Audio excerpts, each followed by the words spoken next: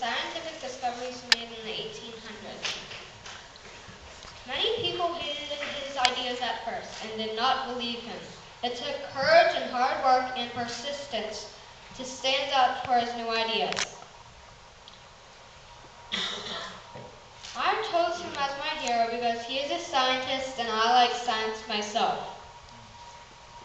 My hero was very curious in his childhood. My hero was born on February 12, 1809 in England in a small town called Shrewsbury.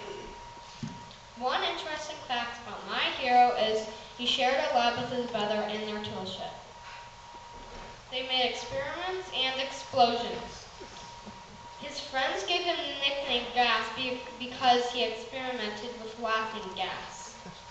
One important event from my hero's childhood was when his father once told Charles to count all the peony blossoms.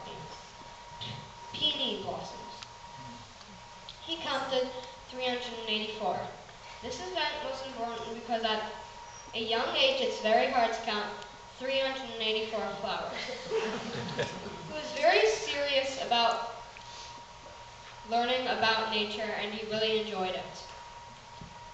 My hero was not a great student in college, but he did go on a voyage that changed his life.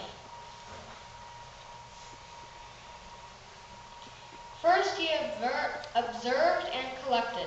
Then his dad was forcing him to be a minister. Instead, he went on exploration after John Henslow recommended him to Robert Fitzwan to survey. After that, he wrote a book about his adventures, which became a bestseller. He moved to Down House near Bromley, where he lived the rest of his life. Finally, he became very ill after picking up a tropical sickness and could only work 2 hours a day. People got mad at Charles's book, even his family, because his findings went against the Bible. As time passed, people started to believe Charles's book. He was awarded a special degree from Cambridge University. His book is so considered one of the most important books on science ever written. One adjective that would describe my hero is curious.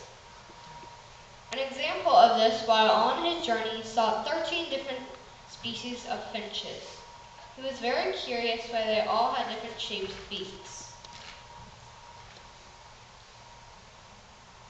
One challenge my hero faced was going against people who believed the Bible. This challenge was important because it was one of the most important,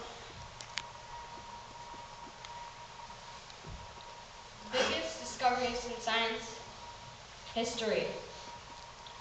His theory was that animals evolve over time and adapt to survive longer in the environment. For example, if you have two giraffes and one has a long neck and one has a short neck, then the one with the long neck will survive because it can reach leaves. Others can't.